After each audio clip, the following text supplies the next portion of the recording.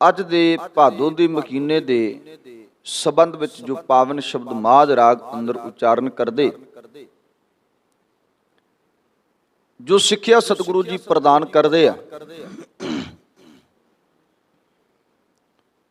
ਸਤਿਗੁਰਾਂ ਦੀ ਮੁਬਾਰਕ ਸਿੱਖਿਆ ਨੂੰ ਆਪਣੇ ਜੀਵਨ ਵਿੱਚ, ਆਪਣੀ ਜ਼ਿੰਦਗੀ ਵਿੱਚ ਔਰ ਇਸ ਮਹੀਨੇ ਵਿੱਚ ਵਿਚਰਦਿਆਂ ਹੋਇਆਂ ਲਾਗੂ ਕਰ ਸਕੀਏ। ਮੇਰੇ ਸਤਿਗੁਰਾਂ ਨੇ ਰੱਬੀ ਬਾਣੀ ਦੇ ਅੰਦਰ ਜੋ ਬਖਸ਼ਿਸ਼, ਜੋ ਰਹਿਮਤ ਵਰਤਾਈ ਹੈ, ਆਓ ਇਹ ਪਾਵਨ ਸ਼ਬਦ ਆਪ ਸੰਗਤਾਂ ਸਰਵਣ ਕੀਤਾ ਹੈ। ਇਸ ਦੇ ਅਰਥ ਭਾਵਗਨ ਉਚੀਨਨ ਦੇ ਅਰਥ ਭਾਵਾਂ ਨੂੰ ਵਿਚਾਰਨ ਦਾ ਯਤਨ ਕਰਾਂਗੇ। ਆਪ ਸੰਗਤ ਬਖਸ਼ੋ ਆਸੀਸ ਬਾ ਅਦਬ, ਬਾ ਸਤਿਕਾਰ ਸਾਹਿਬਾਂ ਨੂੰ ਝੁਕਾਓ ਸੀਸ, ਉਚਾਰਨ ਕਰੋ ਜੀ। ਸਤਨਾਮ ਸ਼੍ਰੀ, ਸਤਨਾਮ ਸ਼੍ਰੀ। ਸਾਹਿਬ ਸੱਚੇ ਪਾਤਸ਼ਾਹ ਹਰ ਮਹੀਨੇ ਹੀ ਉਸ ਮਹੀਨੇ ਨੂੰ ਜੀਣ ਦੀ ਜੀਵਨ ਜਾਚ ਸਤਿਗੁਰੂ ਦੱਸਦੇ, ਕਿਉਂਕਿ 12 ਮਹੀਨੇ 12 ਮਹੀਨਿਆਂ ਦੇ ਪ੍ਰਥਾਏ ਇਹ ਪਾਵਨ ਬਾਣੀ ਉਚਾਰਨ ਕੀਤੀ, ਜਿਹਨੂੰ 12 ਮਾਹ ਕਹਿੰਦੇ। ਇਹਦੇ ਵਿੱਚ ਜੋ ਦੋ ਸ਼ਬਦ ਹਨ, ਇੱਕ ਪਹਿਲਾ ਤੇ ਇੱਕ ਅਖੀਰਲਾ। ਜਨ ਜਨ ਨਾਮ ਤੇ ਆਇਆ, ਇਹ ਅਖੀਰਲਾ ਸ਼ਬਦ ਹੈ। ਕਿਰਤ ਕਰਮ ਕੇ ਵਿਛੜੇ, ਇਹ ਆਰੰਭਲਾ ਸ਼ਬਦ। ਬਾਕੀ 12 ਮਹੀਨਿਆਂ ਬਾਰੇ ਸਤਿਗੁਰਾਂ ਨੇ ਦੱਸਿਆ ਵੀ ਕਿਸ ਤਰੀਕੇ ਨਾਲ ਅਸੀਂ ਜੀਵਨ ਬਸਰ ਕਰਨਾ ਹੈ। ਸਤਿਗੁਰੂ ਜੀ ਤੇ ਦਿਨਾਂ ਬਾਰੇ ਵੀ ਰੱਬੀ ਬਾਣੀ ਵਿੱਚ ਲਿਖਦੇ ਆ, ਦਿਨਾਂ ਬਾਰੇ ਵੀ ਸਤਿਗੁਰੂ ਜੀ ਤੇ ਰੱਬੀ ਬਾਣੀ ਵਿੱਚ ਵਾਰਾਂ ਬਾਰੇ ਵੀ ਲਿਖਦੇ ਆ, ਥਿੱਤਾਂ ਬਾਰੇ ਵੀ, ਰੁੱਤਾਂ ਬਾਰੇ ਵੀ ਲਿਖਦੇ ਆ। ਪਰ ਅਸੀਂ ਇਸ ਮਹੀਨਿਆਂ ਨੂੰ ਕਿਉਂ ਵਿਚਾਰਦੇ ਆ? ਕਿਉਂਕਿ ਇਹਦੇ ਵਿੱਚ ਸਾਰਾ ਕੁਝ ਆ ਜਾਂਦਾ, ਵਾਰ ਵੀ ਆ ਜਾਂਦੇ ਆ, ਥਿੱਤਾਂ ਵੀ ਆ ਜਾਂਦੀਆਂ, ਰੁੱਤਾਂ ਵੀ ਆ ਜਾਂਦੀਆਂ, ਕਿਉਂਕਿ ਰੁੱਤ ਵੀ ਬਦਲਦੀ ਹੈ ਤੇ ਮਹੀਨੇ 'ਚ ਬਦਲਦੀ ਹੈ। ਅਲੱਗ-ਅਲੱਗ ਮਹੀਨਿਆਂ 'ਚ ਰੁੱਤਾਂ ਬਦਲਦੀਆਂ, 6 ਰੁੱਤਾਂ ਤੇ 12 ਮਹੀਨੇ। ਇਸ ਕਰਕੇ ਮਹੀਨੇ ਦੀ ਜੋ ਮੈਂ ਮੰਨਦਾ ਕਿ ਤਾਂ ਕਥਾ ਕੀਤੀ ਜਾਂਦੀ ਹੈ ਕਿ ਅਸੀਂ ਸਾਰਾ ਮਹੀਨਾ ਰੱਬ ਦੀ ਯਾਦ ਵਿੱਚ ਜੁੜ ਕੇ ਬਤੀਤ ਕਰੀਏ। ਨਹੀਂ ਤੇ ਫਿਰ ਦਿਨਾਂ ਦੀ ਵੀ ਵਿਚਾਰ ਹੁੰਦੀ, ਜੋ ਵਾਰ ਲਿਖੇ ਸਤਿਗੁਰਾਂ ਨੇ ਵੀ ਸੋਮਵਾਰ, ਮੰਗਲਵਾਰ, ਬੁੱਧਵਾਰ, ਉਹਨਾਂ ਦੀ ਵੀ ਵਿਚਾਰ ਹੁੰਦੀ ਤੇ ਫਿਰ ਹਰ ਰੋਜ਼ ਵਿਚਾਰ ਹੁੰਦੀ। ਕਿਉਂਕਿ ਵਾਰਾਂ ਨਾਲ ਸਤਿਗੁਰਾਂ ਨੇ ਸਾਨੂੰ ਡਿਪੈਂਡ ਨਹੀਂ ਕੀਤਾ ਵੀ ਅਸੀਂ ਵਾਰਾਂ ਤੇ ਡਿਪੈਂਡ ਹੋਈਏ, ਅਸੀਂ ਮਹੀਨਿਆਂ ਤੇ ਡਿਪੈਂਡ ਹੋਈਏ। ਮਹੀਨੇ ਦਾ ਮਤਲਬ ਇਹ ਹੈ ਵੀ ਸਾਰਾ ਮਹੀਨਾ ਜਿਹੜਾ ਚੱਲਣਾ ਹੈ, ਉਹਦੇ 'ਚ ਅਸੀਂ ਜੀਵਨ ਕਿੱਦਾਂ ਬਤੀਤ ਕਰਨਾ ਹੈ। ਇਸ ਲਈ ਮੇਰੇ ਸਤਿਗੁਰੂ ਧੰਨ ਸ਼੍ਰੀ ਗੁਰੂ ਅਰਜਨ ਦੇਵ ਪਾਤਸ਼ਾਹ ਮਾਝ ਰਾਤ ਦੇ ਅੰਦਰ ਬਖਸ਼ਿਸ਼ ਕਰਦੇ ਹੋਏ ਫਰਮਾਉਂਦੇ ਆ, ਭਾਦੋਏ ਭਰਮ ਭੁਲਾਣੀਆਂ ਦੂਜੈ ਲਗਾ ਹੇਤ। ਸਭ ਸੱਚੇ ਪਾਤਸ਼ਾਹ ਜੀ ਕਹਿੰਦੇ ਭਾਦਰੋਂ ਦੇ ਮਹੀਨੇ ਦੇ ਅੰਦਰ, ਭਾ ਦੋਏ ਸ਼ਬਦ ਹੈ। ਭਾ ਦਾ ਮਤਲਬ ਪ੍ਰੇਮ ਹੁੰਦਾ ਔਰ ਦੋਏ ਦਾ ਮਤਲਬ ਦੂਜਾ। ਅੱਗੇ ਸਤਿਗੁਰਾਂ ਨੇ ਗੱਲ ਵੈਸੇ ਕਲੀਅਰ ਕਰ ਦਿੱਤੀ, ਭਾਦੋਏ ਭਾਦਰੋਂ ਦੇ ਮਹੀਨੇ ਵਿੱਚ ਭਰਮ ਭੁਲਾਣੀਆਂ, ਜਿਹੜੀਆਂ ਭਰਮ ਵਿੱਚ ਭੁੱਲ ਗਈਆਂ, ਦੂਜਾ ਲੱਗਾ ਖੇਤ, ਉਹਨਾਂ ਜੀਵ ਰੂਪੀ ਇਸਤਰੀਆਂ ਦਾ ਦੂਜੇ ਨਾਲ ਪਿਆਰ ਪੈ ਗਿਆ। ਕਹਿਣ ਤੋਂ ਮਤਲਬ ਸਮਝੋ ਅੰਤਰੀਵੀ ਅਰਥ, ਇਹ ਬਾਹਰੀ ਤੌਰ ਤੇ ਹੈ। ਜਿਹੜੀਆਂ ਜੀਵ ਰੂਪੀ ਇਸਤਰੀਆਂ ਆਪਣੇ ਇੱਕ ਰੱਬ ਨੂੰ, ਆਪਣੇ ਇੱਕ ਪਰਮਾਤਮਾ ਨੂੰ ਭੁੱਲ ਗਈਆਂ, ਜਿਹਦੇ ਨਾਲ ਜੁੜਨਾ ਚਾਹੀਦਾ ਸੀ, ਜਿਹਦੇ ਨਾਲ ਜੁੜਨਾ ਚਾਹੀਦਾ ਸੀ ਉਹਦੇ ਨਾਲ ਨਹੀਂ ਜੁੜੀਆਂ, ਭੁੱਲ ਗਈਆਂ ਇਸ ਰੱਬ ਨੂੰ। ਤੇ ਜਗ੍ਹਾ ਜਗ੍ਹਾ ਦੇ ਉੱਪਰ ਜਾ ਕੇ ਨੇਹ ਲਾਉਣ ਦਾ ਮਤਲਬ ਹੈ ਮੱਥਾ ਟੇਕਣਾ। ਜਗ੍ਹਾ ਜਗ੍ਹਾ ਤੇ ਜਾ ਕੇ ਝੁਕ ਜਾਣਾ, ਜਗ੍ਹਾ ਜਗ੍ਹਾ ਤੋਂ ਜਾ ਕੇ ਸਵਾਦ ਲੈਣਾ। ਸਵਾਦ ਹੀ ਨੇ ਨਾ, ਇੱਥੇ ਚੱਲ ਜਾ। ਕੁਝ ਕੁ ਲੋਕਾਂ ਨੂੰ ਲੰਗਰਾਂ ਦੇ ਸਵਾਦ ਨੇ, ਕੁਝ ਕੁ ਲੋਕਾਂ ਨੂੰ ਵਿਚਾਰਾਂ ਦੇ ਸਵਾਦ ਨੇ, ਕੁਝ ਕੁ ਲੋਕਾਂ ਨੂੰ ਆ ਰੌਣਕ ਮੇਲਾ ਵੇਖਣ ਦਾ ਸਵਾਦ ਹੈ। ਅਲੱਗ ਅਲੱਗ ਤਰੀਕੇ ਨਾਲ ਅਸੀਂ ਜਾਂਦੇ ਹਾਂ। ਜਦੋਂ ਆਪਾਂ ਕਹਿੰਦੇ ਵੀ ਚਲੋ ਹੁਣ ਗੁਰਦੁਆਰੇ ਵੀ ਜਾਏ, ਚਲੋ ਹੁਣ ਕਿਸੇ ਮੱਠ ਤੇ ਵੀ ਚਲੇ ਜਾਂਦੇ ਆ, ਜਿਹੜੇ ਲੰਗਰਾਂ ਨਾਲ ਜੁੜੇ ਲੰਗਰਾਂ ਦਾ ਸਵਾਦ ਲੈਣ ਲਈ, ਜਿਹੜੇ ਸੰਗਤਾਂ ਨਾਲ ਜੁੜੇ ਆ ਉਹਦਾ ਸਵਾਦ ਲੈਣ ਲਈ, ਅਲੱਗ-ਅਲੱਗ ਤਰੀਕੇ ਨਾਲ ਰਸ ਲੈਣ ਲਈ ਇੱਥੇ ਵੀ ਤਾਂ ਜੁੜੇ ਆ। ਭਾਦੋਏ ਭਰਮ ਭੁਲਾਣੀਆਂ ਦੂਜਾ ਲੱਗਾ ਖੇਤ। ਦੂਜੇ ਲੱਗੇ ਖੇਤ ਦਾ ਮਤਲਬ ਮੈਂ ਬਾਹਰੀ ਤੌਰ ਤੇ ਅੱਜ ਨਹੀਂ ਕਰਾਂਗਾ, ਅੰਤਰੀਵੀ ਤੌਰ ਤੇ ਕੀ, ਅਸਲ ਤੌਰ ਤੇ ਹੈ ਕੀ ਦੂਜਾ ਖੇਤ। ਇੱਕ ਨਾ ਜੁੜੀਏ, ਇੱਕ ਦੇ ਬਣੀਏ, ਕਿਉਂਕਿ ਖਸਮ ਇੱਕੋ ਹੀ ਹੁੰਦਾ ਹੈ, ਇਹ ਅਸੀਂ ਸਾਰੇ ਮੰਨਦੇ ਹਾਂ। ਜਦੋਂ ਸਮਾਜ ਵਿੱਚ ਵਿਚਰਦੇ ਹਾਂ, ਦੁਨੀਆ ਵਿੱਚ ਵਿਚਰਦੇ ਹਾਂ, ਤੇ ਆਪਾਂ ਕਹਿੰਦੇ ਇੱਕੋ ਖਸਮ ਹੁੰਦਾ ਹੈ। ਔਰ ਜਿਸ ਦਿਨ ਲੜ ਲਾਇਆ ਜਾਂਦਾ ਉਸ ਦਿਨ ਵੀ ਇੱਕੋ ਖਸਮ ਹੁੰਦਾ ਹੈ, ਜਿਹਦੇ ਲੜ ਲਾਇਆ ਜਾਂਦਾ, ਜਿਹਦੇ ਨਾਲ ਫੇਰੇ ਲੈ ਜਾਂਦੇ ਆ, ਇੱਕੋ ਖਸਮ ਹੁੰਦਾ ਹੈ। ਪਰ ਦੂਜਾ ਲੱਗਾ ਕਿ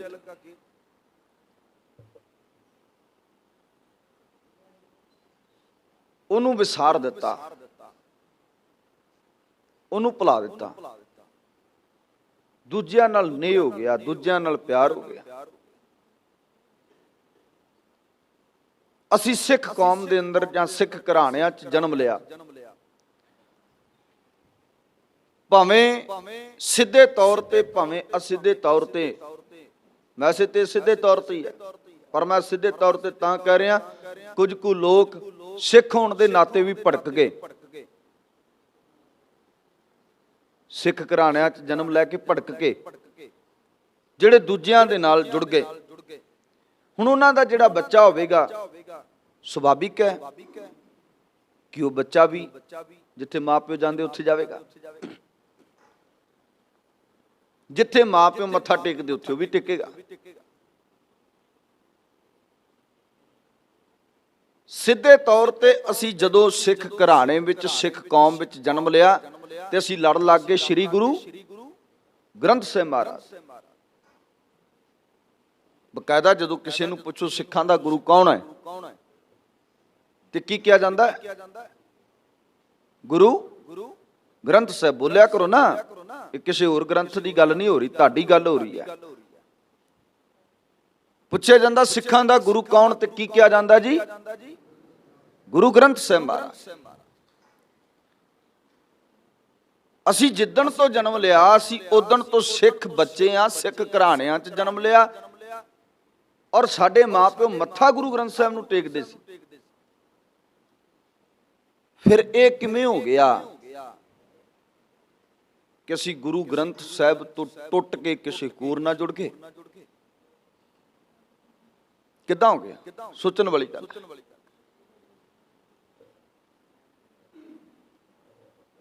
ਪਿਆਰ ਤੇ ਇੱਕੋ ਨਾਲ ਹੈ ਨਾ, ਪਤੀ ਤੇ ਇੱਕੋ ਹੀ ਹੁੰਦਾ ਨਾ ਜੀ।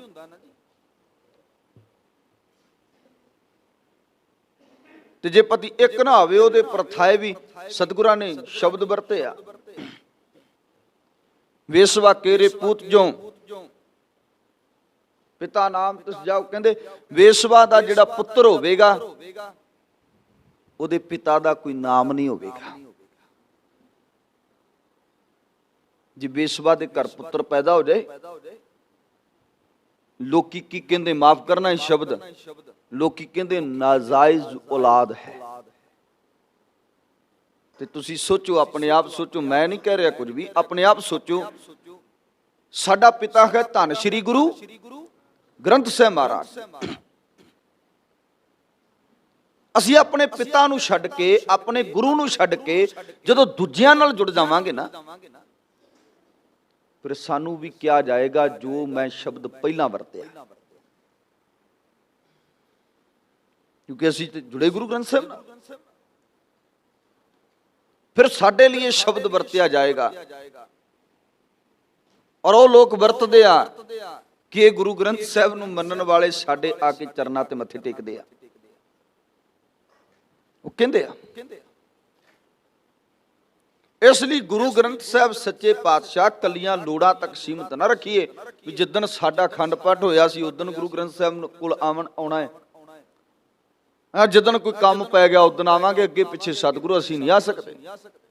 ਨਹੀਂ, ਇਹ ਸਾਡੀ ਹੋਂਦ ਹੈ, ਇੱਥੋਂ ਸਾਡਾ ਜੀਵਨ ਬਣਨਾ ਹੈ, ਇੱਥੋਂ ਸਾਨੂੰ ਸਭ ਕੁਝ ਮਿਲਣਾ ਹੈ। ਤੇ ਸਤਿਗੁਰੂ ਜੀ ਕਹਿੰਦੇ ਜਗ੍ਹਾ ਜਗ੍ਹਾ ਤੇ ਝੁਕਣ ਵਾਲਿਆ ਬੰਦਿਆ, ਸਮਝਾਇਆ ਸਤਿਗੁਰਾਂ ਨੇ ਇਸ ਮਕੀਨੇ ਦੇ ਅੰਦਰ, ਭਾਦੋਏ ਭਰਮ ਭੁਲਾਣੀਆਂ। ਜਦੋਂ ਭਰਮ ਵਿੱਚ ਭੁੱਲ ਗਏ, ਰੱਬ ਇੱਕ ਨੂੰ, ਇੱਕ ਪਤੀ ਨੂੰ, ਇੱਕ ਪਰਮੇਸ਼ਰ ਨੂੰ ਭੁੱਲ ਗਏ, ਤੇ ਇੱਥੋਂ ਗਏ ਕਿਸੇ ਡੇਰੇ ਤੇ ਵੀ ਖੀਰ ਚੜਾ ਕੇ ਆਵਾਂਗੇ।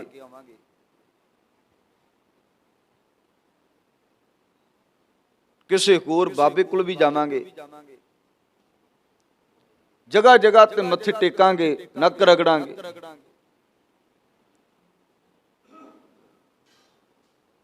ਨਹੀਂ, ਇੱਕ ਖਸਮ ਹੋਵੇ, ਇੱਕ ਮਾਲਕ ਹੋਵੇ, ਉਹਦੇ ਅੱਗੇ ਝੁਕੀਏ, ਉਹਦਾ ਨਾਮ ਜਪੀਏ, ਉਹਦੇ ਅਨੁਸਾਰ ਹੀ ਜੀਵਨ ਬਤੀਤ ਕਰੀਏ, ਤਾਂ ਕਰਕੇ ਇੱਕ ਖਸਮ ਹੋਵੇ। ਸਤਿਗੁਰੂ ਜੀ ਕਹਿੰਦੇ ਖਸਮ ਛੋੜ ਦੂਜੇ ਲੱਗੇ, ਡੁੱਬੇ ਸੇ ਮਨ ਜਾ ਰਿਹਾ। ਜਿਹੜੇ ਆਪਣੇ ਖਸਮ ਨੂੰ ਛੱਡ ਕੇ ਦੂਜਿਆਂ ਨਾਲ ਲੱਗੇ, ਉਹ ਡੁੱਬੇ ਡੁੱਬੇ, ਉਹਨਾਂ ਨੂੰ ਉਤਾਰ ਨਹੀਂ ਸਕਦੇ। ਤਰਨਾ ਹੈ ਤੇ ਇੱਕ ਖਸਮ ਨਾਲ ਜੁੜਨਾ ਪਵੇਗਾ। ਮਲਾ ਇੱਕ ਹੋਵੇ, ਬੇੜਾ ਇੱਕ ਹੋਵੇ ਤੇ ਪਾਰ ਹੋ ਜਾਈਦਾ ਹੈ। ਬੇੜੇ ਦੋ ਹੋਣ, ਮਲਾ ਦੋ ਹੋਣ, ਕਦੀ ਵੀ ਬੰਦਾ ਪਾਰ ਨਹੀਂ ਪਹੁੰਚੇਗਾ। ਕਿਉਂਕਿ ਭਾਈ ਸਾਹਿਬ, ਭਾਈ ਗੁਰਦਾਸ ਜੀ ਜੋ ਸਿੱਖ ਵਿਦਵਾਨ ਹੋਏ, ਲਖਾਰੀ ਪਹਿਲੇ, ਉਹਨਾਂ ਇਹ ਬਾਤ ਲਿਖੀ। ਉਹ ਕਹਿੰਦੇ ਦੋਏ ਨਾਵ ਪਾਮ ਧਾਰਾ, ਪਹੁੰਚਤ ਨਾ ਪਾਰ ਹੈ। ਜਿਹੜਾ ਦੋ ਬੇੜੀਆਂ ਤੇ ਪੈਰ ਧਰਦਾ ਉਹ ਕਦੀ ਪਾਰ ਨਹੀਂ ਹੁੰਦਾ। ਕਿਉਂਕਿ ਇੱਕ ਬੰਨੇ ਵੀ ਚੱਪੂ ਵੱਧ ਵੱਜ ਗਿਆ ਤੇ ਪੈਰ ਥੜਕ ਜਾਣਾ ਤੇ ਥੜਮ ਵਿਚਾਲੇ ਡਿੱਗੇਗਾ। ਇਸ ਕਰਕੇ ਇੱਕ ਬੇੜੀ ਦਾ ਸਵਾਰ ਹੋ, ਇੱਕ ਮਲਾਹ ਹੋਵੇ, ਇੱਕ ਬੇੜਾ ਹੋਵੇ ਤੇ ਪਾਰ ਹੋ ਸਕਦਾ ਹੈ। ਪਰ ਜੇ ਮਲਾਹ ਇੱਕ ਨਾ ਮਿਲਿਆ, ਬੇੜਾ ਇੱਕ ਨਾ ਮਿਲਿਆ, ਦੋ ਦੋ ਤਿੰਨ ਤਿੰਨ ਥਾਵਾਂ ਤੇ ਚਲੋ, ਉਹ ਤੇ ਦੋ ਬੇੜਿਆਂ ਦੀ ਗੱਲ ਹੈ। ਫਿਰ ਅਸੀਂ ਤੇ ਛੱਡਦੇ ਕੋਈ ਨਹੀਂ ਜਗ੍ਹਾ ਮਾਫ ਕਰਨਾ। ਸੱਚ ਹੈ, ਔਰ ਮੈਂ ਵੇਖਿਆ ਵੀ ਹੈ, ਸਵੇਰੇ ਸ਼ਾਮ ਗੁਰਦੁਆਰੇ, ਸ਼ਾਮ ਨੂੰ ਕਿਤੇ ਹੋਰ, ਕਿਤੇ ਜਗਰਾਤਾ ਹੋ ਗਿਆ ਉੱਥੇ ਚਲੇ ਗਏ, ਕਿਤੇ ਕੋਈ ਹੋਰ ਕਿਸੇ ਧਰਮ ਦਾ ਕਥਾ ਕਰ ਰਿਹਾ ਉੱਥੇ ਚਲੇ ਗਏ, ਕਿਤੇ ਕੋਈ ਹੋਰ ਪ੍ਰੋਗਰਾਮ ਹੋ ਗਿਆ ਉੱਥੇ ਚਲੇ ਗਏ। ਮਤਲਬ ਇੱਕ ਖਸਮ ਨਹੀਂ, ਮਤਲਬ ਇੱਕ ਮਾਲਕ ਨਹੀਂ, ਇੱਕ ਸਾਹਿਬ ਨਹੀਂ। ਇੱਕ ਖਸਮ ਨਹੀਂ ਹੋਵੇਗਾ, ਇੱਕ ਮਾਲਕ ਨਹੀਂ ਹੋਵੇਗਾ ਤੇ ਸੱਚ ਹੈ ਲੋਕੀ ਸਾਨੂੰ ਵੀ ਨਜਾਇਜ਼ ਔਲਾਦ ਹੀ ਕਹਿਣਾ। ਇੱਕ ਖਸਮ ਹੋਵੇ, ਇੱਕ ਮਾਲਕ ਹੋਵੇ। ਸਤਿਗੁਰੂ ਜੀ ਇਹ ਬਾਤ ਕਰ ਰਹੇ, ਭਾਦੋਏ ਭਰਮ ਭੁਲਾਣੀਆਂ ਦੂਜੇ ਲੱਗਾ ਹੇਤ। ਭਾਦੋ ਦੇ ਮਕੀਨੇ ਦੇ ਅੰਦਰ ਇੰਨੀ ਕੁ ਜ਼ਿੰਦਗੀ ਚ ਭਟਕਣਾ ਪੈਦਾ ਹੋ ਗਈ ਕਿ ਦੂਜੇ ਪ੍ਰਤੀ ਹੇਤ ਪਿਆਰ ਹੋ ਗਿਆ, ਨਹੀਂ ਹੋ ਗਿਆ।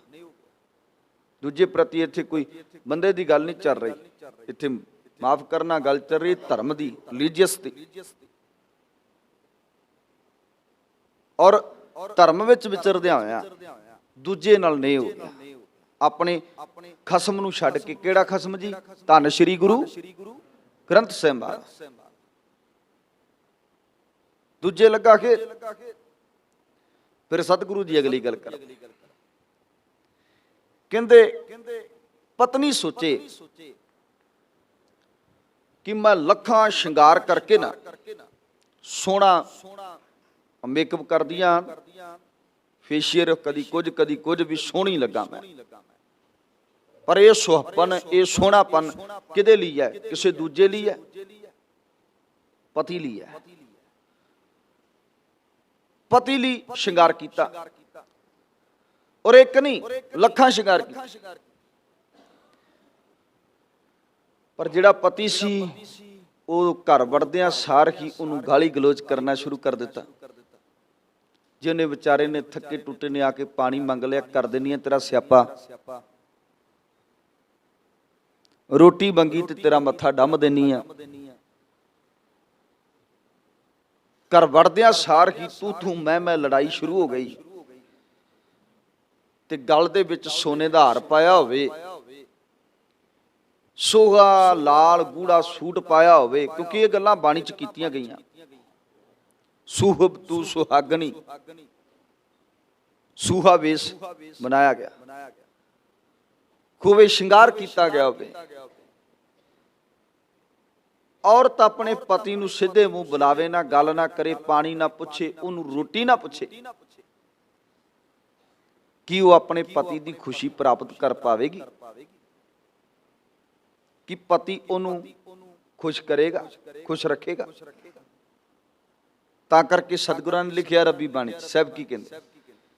ਸਤਿਗੁਰੂ ਜੀ ਕਹਿੰਦੇ ਆ, ਲੱਖ ਸ਼ਿੰਗਾਰ ਬਣਾਇਆ ਕਾਰਜ ਨਾਹੀ ਕੇਤਾ। ਫਿਰ ਲੱਖਾਂ ਸ਼ਿੰਗਾਰ ਕੀਤੇ ਹੋਏ ਤੇਰੇ ਕਿਸੇ ਅਰਥ ਨਹੀਂ, ਜੇ ਤੂੰ ਪਤੀ ਨੂੰ ਇੱਜ਼ਤ ਨਹੀਂ ਦੇ। ਪਤੀ ਪਰਮੇਸ਼ਰ ਹੈ, ਜੇ ਉਹਨੂੰ ਇੱਜ਼ਤ ਨਹੀਂ ਦਿੰਦੀ, ਰਿਸਪੈਕਟ ਨਹੀਂ ਹੈ ਤੇਰੇ ਦਿਲ ਚ ਉਹਦੇ ਪ੍ਰਤੀ, ਤੇਰਾ ਕੀਤਾ ਹੋਇਆ ਸ਼ਿੰਗਾਰ ਕਿਸੇ ਅਰਥ ਨਹੀਂ। ਡਾਇਮੰਡ ਦਾ ਹਾਰ ਪਾ, ਜਿੰਨਾ ਮਰਜੀ ਸੋਹਣਾ ਆਪਣੇ ਆਪ ਨੂੰ ਬਣਾ, ਸ਼ਿੰਗਾਰ ਹੀ ਸ਼ਿੰਗਾਰ ਹੋਣ। ਕਿਉਂਕਿ ਬੜੇ ਅਮੀਰ ਲੋਕ ਨੇ ਜੀ, ਬੜੇ ਅਮੀਰ, ਪਰ ਉਹ ਸ਼ਿੰਗਾਰ ਕਿਸੇ ਅਰਥ ਨਹੀਂ ਜਿਸ ਸ਼ਿੰਗਾਰ ਤੇ ਪਤੀ ਨਹੀਂ ਰੀਝਦਾ ਪਿਆ, ਪਤੀ ਖੁਸ਼ ਨਹੀਂ, ਤੇਰੇ ਕੀਤੇ ਹੋਏ ਸ਼ਿੰਗਾਰ ਕੀ ਅਰਥ? ਇਸੇ ਤਰ੍ਹਾਂ ਧਰਮ ਦੀ ਦੁਨੀਆ 'ਚ ਬਾਹਰੀ ਤੌਰ ਤੇ ਜਿੰਨੀਆਂ ਮਰਜ਼ੀ ਸ਼ਿੰਗਾਰ ਕਰ ਲੈ, ਮਾਲਾਵਾਂ ਹੱਥਾਂ 'ਚ ਪਾ ਲੈ, ਗਲਾਂ 'ਚ ਪਾ ਲੈ, ਸਿਰ ਤੇ ਬੰਨ ਲੈ, ਇਹ ਸ਼ਿੰਗਾਰ ਨੇ। ਹੋਰ ਵੀ ਜਿੰਨੇ ਹਨ, ਅਪਣਾ ਤੂੰ ਆਪਣੇ ਚਿੰਨ, ਪੂਰਨ ਤੌਰ ਤੇ ਭਾਵੇਂ ਆਪਣਾ ਜਲੂਸ ਹੀ ਕਿਉਂ ਨਾ ਕੱਢੀ ਫਿਰਦਾ ਹੋਵੇਂ, ਤੇ ਤੈਨੂੰ ਲੱਗੇ ਮੈਂ ਬਹੁਤ ਸੋਹਣੇ ਸ਼ਿੰਗਾਰ ਕੀਤੇ ਆ, ਤੇ ਰੱਬ ਮੇਰੇ ਇਹਨਾਂ ਸ਼ਿੰਗਾਰਾਂ ਤੇ ਰੀਝੇਗਾ, ਤੇ ਸਤਿਗੁਰੂ ਜੀ ਕਹਿੰਦੇ ਮੈਂ ਇਹਨਾਂ ਸ਼ਿੰਗਾਰਾਂ ਤੋਂ ਕੱਖ ਨਹੀਂ ਲੈਣਾ। ਕਿਉਂਕਿ ਉਹ ਤੇ ਪ੍ਰੇਮਾ ਭਗਤੀ ਦਾ ਭੁੱਖਾ, ਜਿਨ ਪ੍ਰੇਮ ਕੀਓ ਤਿਨਹੀ ਪ੍ਰਭ ਪਾਇਓ।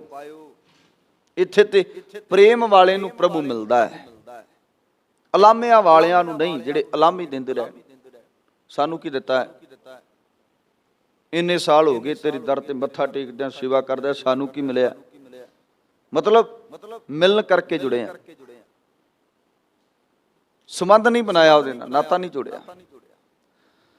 ਸਤਿਗੁਰੂ ਸਾਹਿਬ ਸੱਚੇ ਪਾਤਸ਼ਾਹ ਜੀ ਕਹਿੰਦੇ ਤੇਰੇ ਲੱਖਾਂ ਕੀਤੇ ਕੋਈ ਸ਼ਿੰਗਾਰ ਕੋਈ ਅਰਥ ਨਹੀਂ। ਤੇ ਮੇਰੇ ਸਤਿਗੁਰਾਂ ਨੇ ਬਕਾਇਦਾ ਬਾਣੀ ਵਿੱਚ ਕਿਹਾ, ਗਲੀ ਜਿਨ੍ਹਾਂ ਜਪ ਮਾਲੀਆਂ, ਲੋਟੇ ਹੱਥ ਨਬੱਗ, ਵਰ ਕੇ ਸੰਤਨ ਆਖੀਆ ਬਾਨਾਰਸ ਕੇ ਠੱਗ। ਕਿਆ ਤੁਹਾਨੂੰ ਸੰਤ ਨਹੀਂ ਕਿਹਾ ਜਾਂਦਾ? ਸ਼ਿੰਗਾਰ ਕਰਨ ਵਾਲਿਓ, ਤੁਹਾਨੂੰ ਠੱਗ ਕਿਹਾ ਗਿਆ।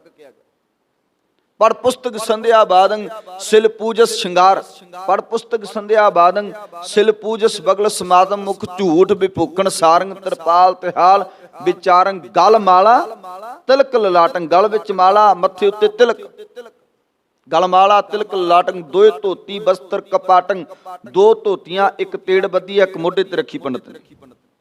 ਦੋ ਧੋਤੀ ਬਸਤਰ ਕਪਾਟੰ, ਜੇ ਜਾਨਸ ਬ੍ਰਹਮੰ ਕਰਮੰ, ਸਤਿਗੁਰੂ ਜੀ ਕਹਿੰਦੇ ਇਹ ਇਹਨਾਂ ਕਰਮਾਂ ਨੂੰ ਜੇ ਕਹਿੰਦਾ ਤੂੰ ਬ੍ਰਹਮਣ ਦੇ ਕਰਮ ਨੇ, ਬ੍ਰਹਮ ਦੇ ਕਰਮ ਨੇ, ਸਭ ਫੌਕਟ ਨਿਚੋ ਕਰਮ। ਸਭ ਕਹਿੰਦੇ ਸਭ ਫੌਕਟ ਸ਼ਿੰਗਾਰ ਨੇ।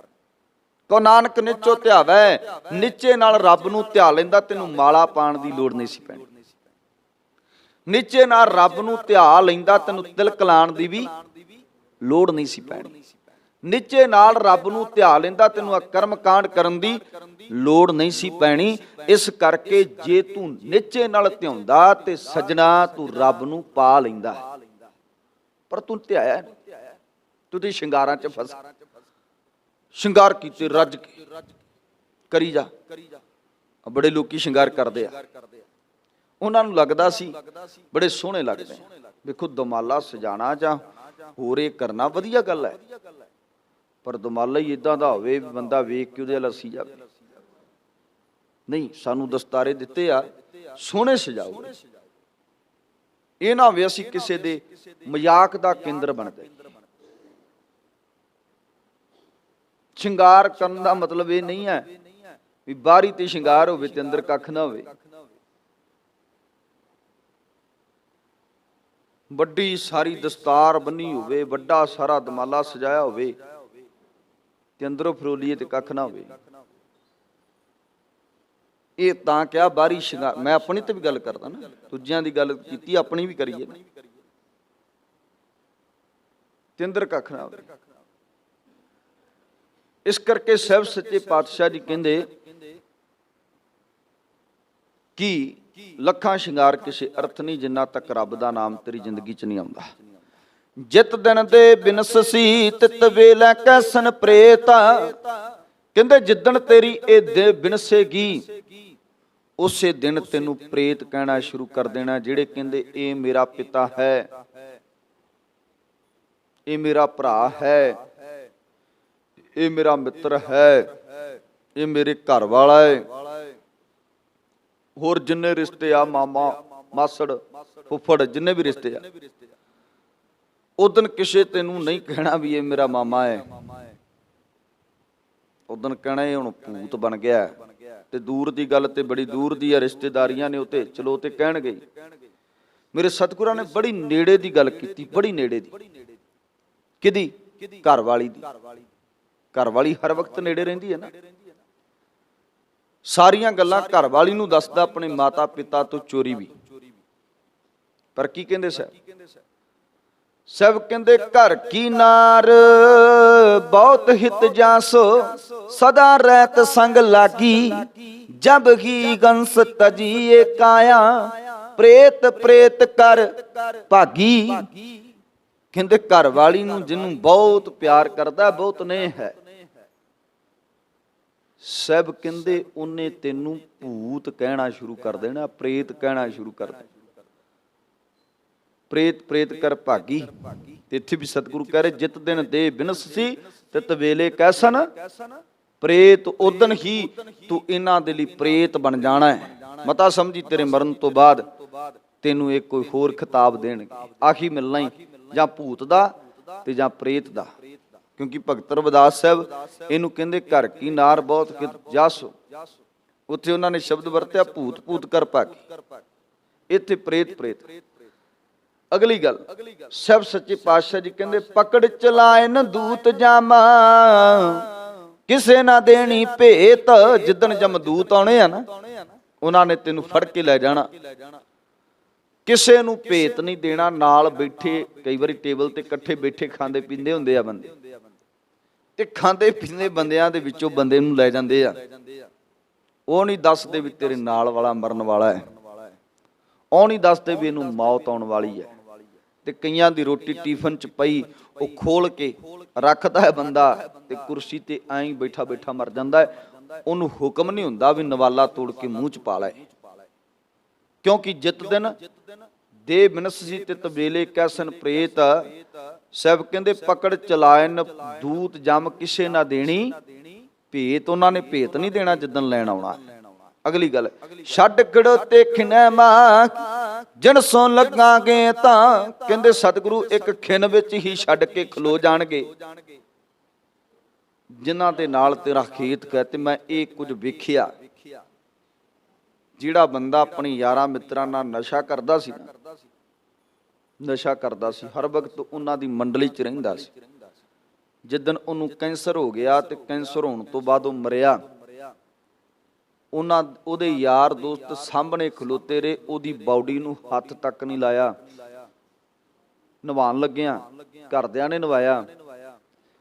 ਘਰਦਿਆਂ ਨੂੰ ਮਾਰਦਾ ਕੁੱਟਦਾ ਸੀ ਨਾ ਵੀ ਤੁਸੀਂ ਤੇ ਮੇਰੇ ਦੁਸ਼ਮਣ ਹੋ ਤੇ ਮੇਰੇ ਮਿੱਤਰ ਦੋਸਤੀ ਸਭ ਕੁਝ ਨੇ। ਉਸ ਟਾਈਮ ਉਹ ਮਿੱਤਰ ਦੋਸਤ ਲਾਗੇ ਨਾ ਲੱਗੇ ਕਿ ਇਹਨੂੰ ਕੈਂਸਰ ਹੈ ਕਿਤੇ ਸਾਨੂੰ ਨਾ ਹੋ ਜਾਏ। ਈਵਨ ਕਿ ਮੋਢਾ ਦੇਣ ਤੋਂ ਵੀ ਉਹਨਾਂ ਗੁਰੇਜ਼ ਕੀਤਾ, ਮੋਢਾ ਵੀ ਉਸ ਬੰਦੇ ਨੂੰ ਨਹੀਂ ਦਿੱਤਾ। ਅੱਖੀ ਵੇਖਿਆ, ਮੈਂ ਅੱਖੀ ਵੇਖਿਆ। ਛੱਡ ਖੜੋਤੇ ਕਹਿੰਦਾ ਮੈਂ ਜਿਨਸੋ ਲੱਗਾ ਹੇਤ ਜਿਨ੍ਹਾਂ ਨਾਲ ਪਿਆਰ ਕਰੀ ਫਿਰਦਾ ਸਜਣਾ। ਇਹ ਤੇ 1 ਮਿੰਟ 'ਚ ਛੱਡ ਕੇ ਪਰਾਂ ਹੋ ਜਾਣਗੇ। ਜਿਹਦੇ ਨਾਲ ਕਰਨਾ ਚਾਹੀਦਾ ਉਹਦੇ ਨਾਲ ਕਰਦਾ ਨਹੀਂ। ਰੱਬ ਨਾਲ ਪਿਆਰ ਕਰਨਾ ਚਾਹੀਦਾ, ਰੱਬ ਨਾਲ ਪਿਆਰ ਹੈ ਨਹੀਂ। ਤੇ ਜਿਨ੍ਹਾਂ ਨਾਲ ਕਰਦਾ ਫਿਰਦਾ ਉਹ ਖਿੰਨ 'ਚ ਛੱਡ ਦੇਣਗੇ ਵੀ ਸਾਡੇ ਕੋਲ ਟਾਈਮ ਹੈ ਨਹੀਂ। ਯਾਰ ਦੋਸਤ ਮਰ ਗਿਆ ਤੇ ਸਾਡੇ ਕੋਲ ਟਾਈਮ ਹੈ ਨਹੀਂ ਆਉਣ ਦਾ, ਤੇ ਜਿਹੜਾ ਮਰਿਆ ਪਿਆ ਉਹਨੂੰ ਨਿਭਾਉਣ ਦਾ ਸਾਡੇ ਕੋਲ ਵਕਤ ਨਹੀਂ। ਜਾਂ ਅਸੀਂ ਉਹਨੂੰ ਨਿਭਾ ਨਹੀਂ ਸਕਦੇ, ਕਿਤੇ ਕੈਂਸਰ ਸਾਨੂੰ ਨਾ ਹੋ ਜੇ। ਛੱਡਤਾ ਨਾ ਇੱਕ ਖਿਣ ਚ, ਮਿੱਤਰਤਾ ਉਹ ਯਾਰੀ ਦੋਸਤੀ ਕਿੱਧਰ ਗਈ, ਖੂਹ ਖਾਤੇ। ਸਤਿਗੁਰੂ ਅਗਲੀ ਗੱਲ ਕਰਦੇ, ਹੱਥ ਮਰੋੜਾ ਤਨ ਕਪੇ ਸਿਆਹੋ ਗੁਆਸੇ। ਸਭ ਕਹਿੰਦੇ ਜਦੋਂ ਮੌਤ ਆਉਂਦੀ ਫਿਰ ਹੱਥ ਮੁੜ ਜਾਂਦੇ ਆ। ਸ਼ਾਇਦ ਤੁਸੀਂ ਵੇਖਿਆ ਹੋਵੇਗਾ ਕਿਸੇ ਬੰਦੇ ਦੇ ਪ੍ਰਾਣ ਨਿਕਲਦੇ ਆ, ਜਦੋਂ ਉਹਦੇ ਹੱਥ ਮੁੜ ਜਾਂਦੇ ਆ। ਸਾਰਿਆਂ ਦੇ ਨਾਲ ਨਹੀਂ ਹੁੰਦਾ, ਬੜੇ ਲੋਕਾਂ ਨਾਲ ਹੁੰਦਾ ਹੈ ਹੱਥ ਮਰੋੜਾ। ਜਦੋਂ ਬਹੁਤ ਜ਼ਿਆਦਾ, ਕਿਉਂਕਿ ਸਭ ਕਹਿੰਦੇ ਹੱਡਾਂ ਕੂ ਕੜਕਾਏ, ਹੱਡਾਂ ਨੂੰ ਪੂਰਨ ਤੌਰ ਤੇ ਖੜਕਾ ਕੇ ਫਿਰ ਜਾਨ ਕੱਢਦੇ, ਫਿਰ ਜਾਨ ਨਿਕਲਦੀ। ਸਭ ਕਹਿੰਦੇ ਹੱਥ ਮਰੋੜਾ, ਹੱਥ ਮੁੜ ਜਾਂਦੇ ਆ। ਤਨ ਕਪੇ, ਤਨ ਦੇ ਵਿੱਚ ਬਹੁਤ ਜ਼ਿਆਦੀਆਂ ਪੀੜਾਂ, ਦੁੱਖ ਦਰਦ। ਸਿਆਹ ਗੋਆ ਸੇ, ਚਿੱਟਾ ਹੋ ਜਾਂਦਾ ਬੰਦਾ, ਚਿੱਟਾ। ਜੇਗਾ ਬੀਜੈ ਸੋ ਲੁਣਾ ਕਰਮਾ ਸੰਦੜਾ। ਖੇਤ ਆ, ਖੇਤ ਸਰੀਰ ਨੂੰ ਕਿਹਾ, ਖੇਤ ਸਰੀਰ ਜੋ ਬੀਜੀ ਹੈ ਸਰਬ ਧਰਮ ਰਾਇਕ ਹੈ ਜਾਏ। ਆ ਸਰੀਰ ਰੂਪੀ ਖੇਤ ਵਿੱਚ ਜੋ ਬੀਜੋਗੇ, ਇਹ ਇੱਥੇ ਨਹੀਂ ਇਹਦਾ ਫਲ ਮਿਲਣਾ। ਇਹ ਫਸਲ ਇੱਥੇ ਨਹੀਂ ਵੱਢੀ ਜਾਣੀ, ਇਹ ਫਸਲ ਦਾ ਫਲ ਮਿਲਣਾ ਰੱਬ ਦੇ ਘਰ ਜਾ ਕੇ। ਸਭ ਧਰਮ ਰਾਇਕ ਹੈ ਜਾਏ, ਰੱਬ ਦੇ ਘਰ ਜਾ ਕੇ ਇਹਦਾ ਫਲ ਮਿਲਣਾ। ਇਸ ਕਰਕੇ ਇਹਦੇ ਚ ਜੋ ਬੀਜੋਗੇ, ਜਿਹਾ ਬੀਜੈ ਸੋ ਲੁਣਾ। ਜਿੱਦਾਂ ਦਾ ਬੀਜੋਗੇ ਉਦਾਂ ਦਾ ਵੱਢਣਾ ਪੈਣਾ। ਆਪਾਂ ਕਿਸਾਨੀ ਨਾਲ ਜੁੜੇ ਆ। ਜੇ ਅਸੀਂ ਸਰੋਂ ਦਾ ਬੀਜ ਬੋਨਿਆ ਤੇ ਆਪਾਂ ਕਹੀਏ ਦੀ ਕਣਕ ਬਣ ਜੇ, ਤੇ ਨਹੀਂ ਹੋਣਾ, ਸਰੋਂ ਹੀ ਹੋਵੇਗੀ। ਕਣਕ ਦਾ ਪਾਓਗੇ ਤੇ ਕਣਕ ਹੀ ਹੋਵੇਗੀ। ਜੇ ਕਹੋ ਵੀ ਕਣਕ ਦੀ ਥਾਂ ਤੇ ਛੱਲੀਆਂ ਬਣ ਜਾਣ, ਤੇ ਨਹੀਂ ਹੋਣਾ। ਜਿਹੜਾ ਬੀਜ ਪਾਓਗੇ ਉਹੀ ਉੱਗੇਗਾ, ਉਹੀ ਵੱਢਣਾ ਪੈਣਾ। ਇਸੇ ਤਰ੍ਹਾਂ ਸਰੀਰ ਰੂਪੀ ਖੇਤ ਹੈ, ਇਹਦੇ ਚ ਜਿੱਦਾਂ ਦਾ ਪਾਪ ਬੀਜੋਗੇ ਪਾਪ ਦੁੱਗਣੇ ਵੱਢਣੇ ਪੈਣਗੇ, ਪੁੰਨ ਬੀਜੋਗੇ ਪੁੰਨ ਦੁੱਗਣੇ ਵੱਢੋਗੇ। ਕਿਉਂਕਿ ਧਰਤੀ ਦਾ ਇੱਕ ਸੁਭਾਅ ਹੈ ਕਿ ਉਹ ਦੁੱਗਣਾ ਤਿੱਗਣਾ ਚੌਗਣਾ ਕਰਕੇ ਦਿੰਦੀ ਹੈ। ਸਰੀਰ ਦਾ ਵੀ ਇਹੀ ਸੁਭਾਅ ਹੈ। ਸਰੀਰ ਵਿੱਚ ਇੱਕ ਪਾਪ ਸਿੰਚੋਗੇ, ਉਹਨੇ ਅੱਗੇ ਦੀ ਅੱਗੇ ਪਾਪ ਪੈਦਾ ਕਰੀ ਜਾਣਾ। ਇਹਦੇ ਵਿੱਚ ਇੱਕ ਪੁੰਨ ਸਿੰਚੋਗੇ, ਉਹਨੇ ਅੱਗੇ ਦੀ ਅੱਗੇ ਪੁੰਨ ਪੈਦਾ ਕਰਨਾ। ਇਸ ਲਈ ਪੁੰਨਵਾਨ ਬਣੋ, ਧਨਵਾਨ ਬਣੋ, ਦਾਨਵਾਨ ਬਣੋ, ਇਹ ਤੇ ਬਣੋ, ਪਰ ਪਾਪ ਕਰਤਾ ਨਾ ਬਣੋ, ਹੱਤਿਆ ਕਰਤਾ ਨਾ ਬਣੋ। ਇਦਾਂ ਦੇ ਕਰਮ ਨਾ ਬੀਜੋ, ਚੰਗਿਆਈਆਂ ਬੀਜੋ, ਚੰਗੇ ਕਰਮ ਬੀਜੋ। ਸਤਿਗੁਰੂ ਜੀ ਕਹਿੰਦੇ ਆ, ਨਾਨਕ ਪ੍ਰਭ ਸ਼ਰਨਾਗਤੀ ਚਰਨ ਬੋਹਿਤ ਪ੍ਰਭ ਦੇਤਾ। ਇਹ ਨਾਨਕ ਪ੍ਰਭੂ ਪਰਮਾਤਮਾ ਦੀ ਸ਼ਰਨ ਵਿੱਚ ਚਲੇ ਜਾਈਏ, ਫਿਰ ਸਤਿਗੁਰੂ ਚਰਨ ਬੋਹਿਤ ਪ੍ਰਭ ਦੇਤ। ਸਤਿਗੁਰੂ ਫਿਰ ਆਪਣੇ ਚਰਨਾਂ ਨਾਲ ਜੁੜ ਕਰਕੇ ਪਾਰ ਕਰ ਦਿੰਦੇ ਆ। ਕਿਉਂਕਿ ਗੁਰੂ ਦੇ ਚਰਨ ਜਹਾਜ਼ ਦੀ ਤਰ੍ਹਾਂ ਨੇ, ਆਪਣੇ ਬੇੜੇ 'ਚ ਬਿਠਾ ਕਰਕੇ ਸਤਿਗੁਰੂ ਪਾਰ ਕਰ ਦਿੰਦੇ ਆ। ਸੇ ਭਾਦੋਏ ਨਰਕ ਨਾ ਪਾਈ ਐ, ਗੁਰ ਰੱਖਣ ਵਾਲਾ ਖੇਤਾ। ਸਤਿਗੁਰੂ ਜੀ ਕਹਿੰਦੇ ਫਿਰ ਭਾਦੋ ਦੇ ਮਹੀਨੇ ਦੇ ਵਿੱਚ ਜਿਹੜੇ ਕਰਤਾਰ ਦੇ ਨਾਮ ਨੂੰ ਜਪਦੇ ਆ, ਉਹ ਕਦੀ ਨਰਕ ਵਿੱਚ ਨਹੀਂ ਪੈਂਦੇ।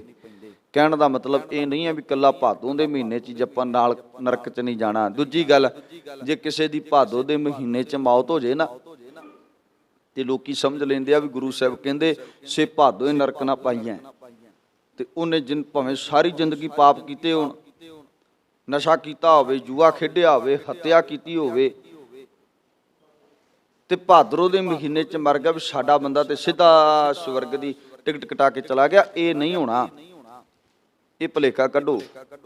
ਕਹਿਣ ਦਾ ਮਤਲਬ ਹੈ ਭਾਦੋਏ ਨਰਕ ਨਾ ਪਾਈਐ, ਸੇ ਭਾਦੋਏ ਨਰਕ ਉਹ ਨਹੀਂ ਪੈਣਗੇ ਕਿਹੜੇ, ਜਿਨ੍ਹਾਂ ਤੇ ਉੱਪਰ ਗੁਰੂ ਦੀ ਕਿਰਪਾ ਹੋਵੇਗੀ, ਜਿਨ੍ਹਾਂ ਨੂੰ ਗੁਰੂ ਆਪਣੇ ਨਾਮ ਦੀ ਦਾਤ ਦੇਗਾ, ਜਿਨ੍ਹਾਂ ਦੀ ਜ਼ਿੰਦਗੀ ਵਿੱਚ ਕਰਤਾਰ ਦਾ ਨਾਮ ਵਸ ਜਾਏਗਾ। ਸਭ ਸੱਚੇ ਪਾਤਸ਼ਾਹ ਧੰਨ ਗੁਰੂ ਗ੍ਰੰਥ ਸਾਹਿਬ ਮਹਾਰਾਜ ਸੱਚੇ ਪਾਤਸ਼ਾਹ ਜੀ ਇਹ ਬਾਤ ਕਹਿੰਦੇ ਉਹ ਨਹੀਂ ਜਾਣਗੇ ਨਰਕ ਵਿੱਚ। ਪਰ ਅਸੀਂ ਬੜੇ ਲੋਕਾਂ ਨੇ, ਮੈਂ ਸੁਣਦਾ ਹੁੰਦਾ ਵੀ ਫਲਾਣਾ ਬੰਦਾ ਭਾਦਰੋਂ ਦੇ ਮਹੀਨੇ 'ਚ ਮਰਿਆ, ਇਹ ਸਿੱਧਾ ਹੁਣ ਸਵਰਗ 'ਚ ਜਾਏਗਾ। ਕਿਉਂਕਿ ਸਵਰਗ ਤੇ ਨਰਕ ਦਾ ਸੰਬੰਧ ਸਾਡੇ ਨਾਲ ਵੈਸੇ ਤਾਂ ਨਹੀਂ, ਪਰ ਜੇ ਅਸੀਂ ਮੰਨ ਲਿਆ, ਉਹਦੇ ਲਈ ਮੇਰੇ ਸਤਿਗੁਰਾਂ ਨੇ ਇਹ ਬਾਤ ਕਹੀ ਹੈ ਕਿ ਇਹ ਗੱਲ ਤੇਰੇ ਕਰਮਾਂ ਤੇ ਨਿਬੜਨੀ ਹੈ। ਉੱਥੇ ਸੱਚੇ ਹੀ ਸੱਚ ਨਿਬੜੈ, ਉੱਥੇ ਸੱਚ ਨਿਬੜਨਾ, ਸੱਚ ਦਾ ਨਿਬੇੜਾ ਹੋਣਾ। ਉੱਥੇ ਸੱਚੇ ਹੀ ਸੱਚ ਨਿਬੜਾ, ਚੁਣ ਵੱਖ ਕੱਢੈ ਜਜ ਮਾਲਿਆ। ਤੇ ਜਿਨ੍ਹਾਂ ਦੇ ਮਾੜੇ ਕਰਮ ਹੋਣਗੇ ਉਹਨਾਂ ਨੂੰ ਚੁਣ ਕੇ ਵੱਖ ਕੱਢ ਲਿਆ ਜਾਏ। ਤੇ ਇੱਥੋਂ ਤੱਕ ਮੇਰੇ ਸਤਿਗੁਰਾਂ ਨੇ ਕਿਹਾ ਵੀ ਖੋਟੇ ਸੱਟੀਆਂ ਵਾਰ-ਵਾਰ ਖੋਟਾ ਸਿੱਕਾ ਲੈ ਕੇ ਜਾਓਗੇ ਨਾ ਦੁਕਾਨ ਤੇ ਅਗਲੇ ਨੇ ਚੁੱਕ ਕੇ ਬਾਹਰ ਮਾਰਨਾ ਵੀ ਭਰਾਵਾ ਇਹ ਨਹੀਂ ਚੱਲਣਾ, ਇਹ ਖੋਟਾ ਹੈ, ਖੋਟਾ ਸਿੱਕਾ ਹੈ, ਇਹ ਦੁਕਾਨ ਤੇ ਨਹੀਂ ਚੱਲਣਾ। ਤੇ ਅਗਲਾ ਪਹਿਲਾਂ ਕਹਿ ਦਿੰਦਾ ਵੀ ਲੈ ਜਾ ਇਹਨੂੰ। ਆਪਾਂ ਕੀ ਸੋਚੀ ਫਿਰਦੇ ਆਂ, ਜਿੰਨੀ ਖੋਟ ਸਾਡੇ ਵਿੱਚ ਹੈ, ਜਿੰਨੀ ਖੋਟ ਸਾਡੇ ਵਿੱਚ ਹੈ ਕਿ ਸਾਡੀ ਖੋਟ ਰੱਬ ਦੇ ਘਰ 'ਚ ਪ੍ਰਵਾਨ ਹੋ ਜਾਏਗੀ? ਰੱਬ ਦੇ ਘਰ 'ਚ ਖੋਟ ਪ੍ਰਵਾਨ ਹੋਏਗੀ? ਬਿਲਕੁਲ ਨਹੀਂ। ਜੇ ਇੱਕ ਬੰਦਾ ਦੁਕਾਨਦਾਰ ਸਾਡਾ ਖੋਟਾ ਰੁਪਈਆ ਨਹੀਂ ਲੈਂਦਾ ਤੇ ਅਸੀਂ ਵੀ ਤੇ ਖੋਟੇ ਰੁਪਈਏ ਆ, ਅਸੀਂ ਕਿਤੇ ਰੱਬ ਦੇ ਘਰ 'ਚ ਪ੍ਰਵਾਨ ਹੋ ਜਾਗੇ? ਤਾਂ ਮੇਰੇ ਸਤਿਗੁਰਾਂ ਨੇ ਕਿਹਾ ਖੋਟੇ ਸੱਟੀਆਂ ਬਾਰ-ਬਾਰ, ਖੋਟ ਬੇਜੀਆ ਖੋਟ ਸਾਡੇ ਅੰਦਰ ਤੇ ਖੋਟ ਹੀ ਖੋਟ ਹੈ। ਕਦੀ ਮਨ ਨੂੰ ਸਮਝਾਓ ਨਾ, ਸਤਿਗੁਰਾਂ ਨੇ ਮਨ ਨੂੰ ਸਮਝਾਉਂਦੇ ਹੋਏ ਬਾਤ, ਕਦੀ ਮਨ ਨੂੰ ਅਸੀਂ ਟੁੰਬਿਆ ਹੋਵੇ, ਟੋਇਆ ਹੋਵੇ ਕਿ ਮਨਾ ਤੂੰ ਤੇ ਖੋਟਾ ਹੈ, ਮਨਾ ਤੂੰ ਤੇ ਖੋਟਾ ਹੈ, ਕਦੀ ਨਹੀਂ ਕਿਹਾ। ਅਸੀਂ ਕਹਿੰਦੇ ਤੂੰ ਤੇ ਬੜਾ ਸੋਹਣਾ ਹੈ, ਤੂੰ ਤੇ ਬੜਾ ਸੁੰਦਰ ਹੈ, ਤੂੰ ਤੇ ਬੜਾ ਸੁਲਝਿਆ ਹੋਇਆ ਇਨਸਾਨ ਹੈ। ਅਸੀਂ ਆਪਣੀ ਹੈਕੜ ਤੇ ਹੰਕਾਰ ਹੀ ਚੁੱਕੀ ਫਿਰਦੇ ਹਾਂ। 4 ਦਿਨ ਗੁਰਦੁਆਰੇ ਆ ਜਾਈਏ, ਮਾਫ ਕਰਨਾ, ਅਸੀਂ ਸਭ ਤੋਂ ਵੱਡੇ ਸਿਆਣੇ ਬਣ ਜਾਣੇ, ਵੀ ਸਾਡੇ ਵਰਗਾ ਹੁਣ ਸਿਆਣਾ ਕੋਈ ਨਹੀਂ। ਇਹ ਹੰਕਾਰ ਹੋ ਸਕਦਾ, ਇਹ ਹੰਕਾਰ ਹੋ ਸਕਦਾ, ਔਰ ਇਹ ਹੰਕਾਰ ਸਾਨੂੰ ਲੈ ਬੈਂਦਾ ਹੈ। ਕਿਉਂਕਿ ਅਸੀਂ ਜਦੋਂ ਜੁੜਦੇ ਆ ਨਾ ਉਦੋਂ ਗੁਰੂ ਸਾਡੇ ਤੇ, ਅਸੀਂ ਮੈਂ ਵਾਰ-ਵਾਰ ਕਹਿੰਦਾ ਜਦੋਂ ਵੀ ਕਥਾ ਸ਼ੁਰੂ ਕਰਦਾ ਕਿ ਤੁਸੀਂ ਆਪਣੇ ਆਪ ਗੁਰਦੁਆਰੇ ਨਹੀਂ ਆਏ, ਇਹ ਕਦੀ ਹੰਕਾਰ ਨਾ ਕਰਿਆ ਕਰੋ ਮੈਂ ਇੰਨੇ ਵਜੇ ਉੱਠ ਕੇ ਆਉਣਾ ਜਾਵਾਂ, ਇੰਨੇ ਵਜੇ ਉੱਠਦਾ। ਇਹ ਮੇਰਾ ਗੁਰੂ ਤੁਹਾਡੇ ਤੇ ਕਿਰਪਾ ਵਰਤਾ ਰਿਹਾ, ਕਿਰਪਾ ਕਿਤੇ ਤੜਾ ਨਾ ਲਿਓ, ਯਾਦ ਰੱਖਿਓ। ਜੇ ਆਉਨੇ ਆ ਨਾ ਤੇ ਗੁਰੂ ਲੈ ਕੇ ਆਉਂਦਾ ਹੈ, ਗੁਰੂ ਕਿਰਪਾ ਕਰਦਾ। ਤੇਰੀ ਕੀ ਪਾਇਆ ਤੂੰ ਉੱਠ ਜਾਏ, ਬੰਦੇ ਦੀ ਕੀ ਪਾਇਆ ਕਿ ਬੰਦਾ ਉੱਠ ਜਾਏ। ਅੱਜ ਤੋਂ ਪਹਿਲਾਂ ਤੇ ਸੌਣਾ ਹੀ ਸੀ ਨਾ, ਜੇ ਤੂੰ ਹੁਣ ਉੱਠਣ ਲੱਗ ਗਿਆ ਇਹਦਾ ਮਤਲਬ, ਮੈਂ ਉਹ ਕਈ ਵਾਰੀ ਜ਼ਿਕਰ ਕਰਦਾ ਉਹਨਾਂ ਸ਼ੇਖ ਸ਼ਿਆਦੀ ਦਾ। ਸ਼ੇਖ ਸ਼ਿਆਦੀ ਦੇ ਪਿਤਾ ਜੀ ਇੱਕ ਦਿਨ ਕਹਿੰਦੇ ਉੱਠੇ ਚੱਲ ਨਮਾਜ਼ ਪੜ੍ਹਨ ਚਲੀਏ। ਸਵੇਰੇ ਉਠਾ ਕੇ ਲੈ ਗਏ ਨਾਲ। ਜਦੋਂ ਸਵੇਰੇ ਉਠਾ ਕੇ ਨਾਲ ਲੈ ਗਏ, ਨਮਾਜ਼ ਅਦਾ ਕਰਨ ਤੋਂ ਬਾਅਦ ਵਾਪਸ ਪਰਤੇ। ਤੇ ਪਹਿਲੇ ਸਮਿਆਂ 'ਚ ਹੁੰਦਾ ਸੀ, ਕਿਉਂਕਿ ਅਸੀਂ ਵੀ ਉਹ ਵੇਖਿਆ ਸਿਸਟਮ ਕਿ ਬਾਹਰ ਹੀ ਸੌਂਦੇ ਹੁੰਦੇ ਸੀ ਲੋਕੀ, ਹਨਾ, ਖੁੱਲੇ 'ਚ, ਵਿਹੜਿਆਂ 'ਚ ਜਾਂ ਸੜਕਾਂ ਤੇ ਕਈ ਲੋਕ ਬਾਹਰ ਮੰਜਾ ਡਾਲ ਕਈਆਂ ਨੇ। ਉਹ ਜਦੋਂ ਵਾਪਸ ਆ ਰਹੇ ਨਾ ਤੇ ਲੋਕੀ ਸੁੱਤੇ ਹੋਏ। ਸ਼ੇਖ ਸ਼ਿਆਦੀ ਇੱਕ ਦਿਨ ਗਿਆ ਸੀ ਹਜੇ ਨਮਾਜ਼ ਅਦਾ ਕਰਨ, ਰਾਹ 'ਚ ਆਉਂਦਿਆਂ ਆਇਆ ਉਹਨਾਂ ਨੂੰ ਬੁਰਾ ਭਲਾ ਕਹਿੰਦਾ, ਬੁਰਾ ਭਲਾ ਕਹਿੰਦਾ ਕਿ ਕਿੱਦਾਂ ਦੇ ਬੇਕੂਫ ਲੋਕ ਅਜੇ ਤੱਕ ਸੁੱਤੇ ਆ, ਨਮਾਜ਼ ਅਦਾ ਕਰਨ ਨਹੀਂ ਜਾਂਦੇ, ਪਏ ਰਹਿੰਦੇ ਆ, ਸੁੱਤੇ ਰਹਿੰਦੇ ਆ, ਬੜਾ ਕੁਝ ਬੋਲਿਆ। ਇੱਕੋ ਦਿਨ ਗਿਆ ਸੀ ਅਜੇ, ਪਹਿਲੇ ਦਿਨ, ਫਸਟ ਟਾਈਮ। ਉਹਦੇ ਪਿਤਾ ਨੇ ਸੁਣ ਲਿਆ। ਜਦੋਂ ਉਹਦੇ ਪਿਤਾ ਨੇ ਸੁਣਿਆ, ਸ਼ੇਖ ਸ਼ਿਆਦੀ ਦੇ ਪਿਤਾ ਨੇ ਕਿਹਾ, ਪੁੱਤਰ ਜੀ ਅੱਜ ਤੁਸੀਂ ਬਹੁਤ ਵੱਡਾ ਪਾਪ ਕੀਤਾ। ਸ਼ੇਖ ਸ਼ਿਆਦੀ ਕਹਿੰਦਾ, ਪਿਤਾ ਜੀ ਮੈਂ ਕਾਹਦਾ ਪਾਪ ਕੀਤਾ, ਮੈਂ ਤੇ ਨਮਾਜ਼ ਅਦਾ ਕੀਤੀ ਹੈ, ਮੈਂ ਤੇ ਚੰਗਾ ਕੰਮ ਕੀਤਾ। ਨਹੀਂ, ਕਹਿੰਦੇ ਤੂੰ ਪਾਪਾਂ ਦਾ ਭਾਗੀ ਬਣ ਗਿਆ। ਸ਼ੇਖ ਸ਼ਿਆਦੀ ਕਹਿੰਦਾ ਵੀ ਗੱਲ ਸਮਝ ਨਹੀਂ ਆਈ। ਪਿਤਾ ਜੀ ਪਹਿਲੇ ਦਿਨ ਹੀ ਅੱਜ ਮੈਂ ਨਮਾਜ਼ ਅਦਾ ਕਰਨ ਗਿਆ, ਪਹਿਲੇ ਦਿਨ ਹੀ, ਸਗੋਂ ਫਿਰ ਤੇ ਮੈਂ ਚੰਗਾ ਸੀ, ਮੈਂ ਸੁੱਤਾ ਰਹਿੰਦਾ, ਮੈਂ ਸੁੱਤਾ ਰਹਿੰਦਾ ਚੰਗਾ ਸੀ। ਤੇ ਪਿਤਾ ਕਹਿੰਦਾ ਚੰਗਾ ਸੀ ਤੂੰ ਸੁੱਤਾ ਹੀ ਰਹਿੰਦਾ, ਇਹਦੇ ਨਾਲੋਂ ਤੂੰ ਸੁੱਤਾ ਰਹਿੰਦਾ ਤੇ ਚੰਗਾ ਸੀ। ਉਹ ਕਹਿੰਦਾ ਪਿਤਾ ਜੀ ਖਿਹੜੇ ਪੈ ਗਿਆ, ਕਿਉਂਕਿ ਉਹਨੇ ਇੱਕ ਕਿਤਾਬ ਲਿਖੀ ਹੈ ਗੁਲਸਤਾਨ ਬੁਸਤਾ, ਹੋਰ ਵੀ ਕਿਤਾਬਾਂ ਲਿਖੀਆਂ, ਬਹੁਤ ਸੁਲਝਿਆ ਹੋਇਆ ਵਿਦਵਾਨ ਸ਼ੇਖ ਸ਼ਿਆਦੀ। ਕਹਿੰਦਾ ਪਿਤਾ ਜੀ ਮੈਨੂੰ ਦੱਸਣਾ ਕਰੋ, ਖਿਹੜੇ ਪੈ ਗਿਆ। ਪਿਤਾ ਕਹਿੰਦਾ ਪੁੱਤਰ ਜੀ ਅੱਜ ਪਹਿਲੇ ਦਿਨ ਹੀ ਉੱਠ ਕੇ ਨਮਾਜ਼ ਅਦਾ ਕਰਨ ਆਇਆ ਹੈ ਤੇ ਬਾਹਰ ਪਏ ਹੋਏ ਲੋਕਾਂ ਨੂੰ ਤੂੰ ਇੰਨਾ ਬੁਰਾ ਭਲਾ ਕੀ ਕੁਝ ਨਹੀਂ ਕਿਹਾ, ਤੇ ਜਦੋਂ ਤੂੰ ਸੁੱਤਾ ਹੁੰਨਾ ਸੈਂ ਉਦੋਂ ਤੈਨੂੰ ਲੋਕੀ ਕੀ ਕਹਿੰਦੇ ਹੋਣਗੇ, ਕਦੀ ਸੋਚਿਆ? ਜੇ ਅੱਜ ਤੂੰ ਆਉਣ ਲੱਗ ਪਿਆ ਆ, ਤੂੰ ਪਹਿਲੇ ਦਿਨ ਨਮਾਜ਼ ਅਦਾ ਕਰਨ ਲੱਗ ਪਿਆ ਤੇ ਤੂੰ ਬਣ ਗਿਆ ਵੀ ਮੇਰੇ ਵਰਗਾ ਤੇ ਨਮਾਜ਼ ਅਦਾ ਕਰਤਾ ਹੀ ਕੋਈ ਨਹੀਂ, ਫਕੀਰ ਹੀ ਕੋਈ, ਮੁਸਲਮਾਨ ਹੀ ਕੋਈ ਨਹੀਂ ਪੱਕਾ। ਨਹੀਂ ਨਹੀਂ, ਇਹ ਨਾ ਸੋਚੋ ਕਦੀ ਵੀ ਜੇ ਅਸੀਂ ਗੁਰਦੁਆਰੇ ਆਉਣ ਲੱਗ ਪਏ ਸਾਡੇ ਵਰਗਾ ਸਿੱਖ ਕੋਈ ਨਹੀਂ। ਇਹ ਨਾ ਸੋਚੋ, ਬੜੀ ਦੁਨੀਆ ਪਰੇ ਤੋਂ ਪਰੇ ਪਈ ਹੈ, ਸੇਵਾ ਕਰਨ ਵਾਲੀ, ਸਵੇਰੇ ਉੱਠਣ ਵਾਲੀ। ਇਸ ਕਰਕੇ ਇਹ ਮਨ ਚ ਰੱਖੋ ਕਿ ਸਤਿਗੁਰੂ ਮੇਰੇ ਨੇ ਜੇ ਮੈਨੂੰ ਜੋੜ ਲਿਆ ਤੇ ਮੈਂ ਜੁੜਿਆ ਰਵਾਂ। ਇਹ ਨਾ ਹੋਵੇ ਕਿਤੇ ਲੋਕਾਂ ਦੇ ਨਾਲ ਉਲਝਣ ਲੱਗ ਜਾ, ਲੋਕਾਂ ਨਾਲ ਲੜਨ ਲੱਗ ਜਾ, ਆਪਣੇ ਰਾਹ ਤੋਂ ਨਾ ਭਟਕ ਜਾਈਏ, ਆਪਣੇ ਰਾਹ ਤੋਂ ਨਾ ਭਟਕ ਜਾਈਏ। ਕਿਉਂਕਿ ਗੁਰਦੁਆਰਾ ਚੌਧਰਾਂ ਦੇ ਨਾਲ ਨਹੀਂ, ਇੱਥੇ ਪ੍ਰੇਮ ਨਾਲ ਮਿਲਣਾ ਹੈ। ਸਾਰਾ ਸ਼ਬਦ ਹੀ ਪ੍ਰੇਮ ਤੇ ਹੈ। ਜੇ ਅਸੀਂ ਕਹਿੰਦੇ ਚੌਧਰ ਕਰਨ ਲੱਗ ਜੀ, ਹੁਣ 4 ਦਿਨ ਗੁਰਦੁਆਰੇ ਆ ਕੇ ਚੌਧਰੀ ਬਣ ਜੀ, ਫਿਰ ਗੁਰੂ ਨੇ ਤੇਰੇ ਵੱਲ ਪਿੱਠ ਕਰ ਲੈਣੀ। ਕੀ ਯਾਦ ਰੱਖੀ, ਤੇਰੇ ਵੱਲ ਗੁਰੂ ਪਿੱਠ ਕਰ ਲੇਗਾ, ਕਿਉਂਕਿ ਗੁਰੂ ਤੇ ਪ੍ਰੇਮ ਨਾਲ ਉਹਦਾ ਸੰਬੰਧ ਹੈ। ਤੇਰੀ ਆਕੜ ਨਾਲ, ਈਗੋ ਨਾਲ, ਹੈਕੜ ਨਾਲ ਉਹਨੂੰ ਕੋਈ ਮਤਲਬ ਨਹੀਂ। ਤਾਂ ਕਰਕੇ ਮੇਰੇ ਸਤਿਗੁਰੂ ਜੀ ਕਹਿੰਦੇ ਆ ਕਿ ਜਿਹੜੇ ਬੰਦੇ ਕਰਤਾਰ ਨਾਲ ਜੁੜਦੇ, ਸਾਹਿਬ ਨਾਲ ਜੁੜਦੇ ਆ, ਉਹਨਾਂ ਦੀ ਜ਼ਿੰਦਗੀ ਰੱਬ ਸ਼ਿੰਗਾਰ ਦੇ ਵਿੱਚ, ਉਹਨਾਂ ਦੀ ਜ਼ਿੰਦਗੀ ਵਿੱਚ ਆਨੰਦ, ਸਹਿਜ, ਇਹ ਚੀਜ਼ਾਂ ਵਰਤ ਜਾਂਦੀਆਂ। ਪਰ ਬੜੇ ਲੋਕ ਐਸੇ ਆ, ਮੈਂ ਕਹਿੰਦਾ ਜੀ ਆਪਾਂ ਮਾਫ ਕਰਨਾ, ਸਾਡੇ ਚ ਜ਼ਿਆਦਾ ਹੈ, ਸਿੱਖਾਂ ਚ ਜ਼ਿਆਦਾ ਵੀ 4 ਦਿਨ ਗੁਰਦੁਆਰੇ ਆ ਗਏ ਤੇ ਬਣ ਜਾਂਦੇ ਵੀ ਅਸੀਂ ਪ੍ਰਧਾਨ ਆ। ਹਿੰਦੂ ਵੀਰ ਮੈਂ ਕਈ ਐਸੇ ਵੇਖੇ ਆ ਜਿਹੜੇ ਬੜੇ ਲੰਮੇ ਸਮੇਂ ਤੋਂ ਸਵੇਰ ਵੇਲੇ ਵੀ ਉੱਠ ਕੇ ਤੂੰ ਸ਼ੀਸ਼ਗੰਜ ਚਲ ਜਾਓ, ਬੰਗਲਾ ਸਾਹਿਬ ਚਲ ਜਾਓ, ਦਿੱਲੀ ਚਲ ਜਾਓ, ਹਿੰਦੂ ਵੀਰ ਬੜੀ ਸੇਵਾ ਕਰਦੇ ਉੱਥੇ। ਪਰ ਜਿੰਨਾ ਸਾਡੇ ਸਿੱਖਾਂ ਚ ਹੰਕਾਰ ਪੈਦਾ ਹੋ ਜਾਂਦਾ ਨਾ, ਉਹਨਾਂ ਚ ਨਹੀਂ ਹੈ।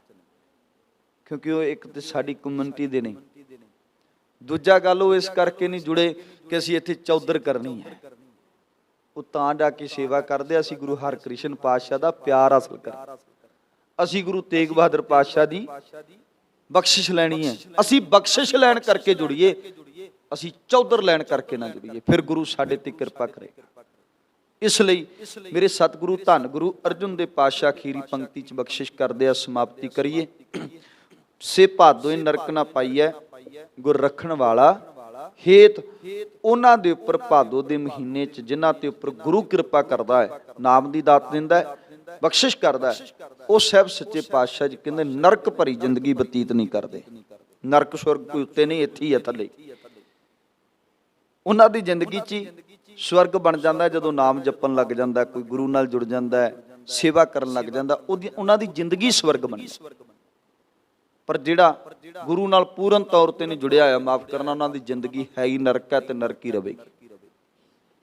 ਇਸ ਕਰਕੇ ਗੁਰੂ ਨਾਲ ਜੁੜੀਏ, ਮਾਲਕ ਦਾ ਨਾਮ ਜਪੀਏ, ਸਹਿਬ ਅਨੁਸਾਰੀ ਜੀਵਨ ਬਣਾਈਏ, ਤਾਂ ਕਿ ਸਾਡੀ ਜ਼ਿੰਦਗੀ ਸਵਰਗ ਬਣ ਜਾਏ। ਸਾਨੂੰ ਇਹ ਨਾ ਕਹਿਣਾ ਪਵੇ ਮਰਨ ਤੋਂ ਬਾਅਦ ਅਸੀਂ ਸਵਰਗ ਜਾਵਾਂਗੇ। ਅਸੀਂ ਕਹੀਏ ਅਸੀਂ ਸਵਰਗ ਤੋਂ ਕੀ ਲੈਣਾ। ਭਗਤ ਬਾਬਾ ਕਬੀਰ ਸਾਹਿਬ ਕਹਿੰਦੇ, ਕਬੀਰ ਸਵਰਗ ਨਰਕ ਤੇ ਮੈਂ ਰਹਿਓ। ਕਹਿੰਦੇ ਮੈਨੂੰ ਸਵਰਗ ਤੇ ਨਰਕ ਦੀ ਲੋੜ ਹੀ ਕੋਈ ਨਹੀਂ, ਮੇਰੀ ਜ਼ਿੰਦਗੀ ਹੀ ਸਵਰਗ ਹੈ। ਅਸੀਂ ਕਿਤੇ ਆਪਣੀ ਜ਼ਿੰਦਗੀ ਹੀ ਸਵਰਗ ਬਣਾ ਲਈਏ। ਸਾਨੂੰ ਇਹ ਸਵਰਗ ਤੇ ਨਰਕ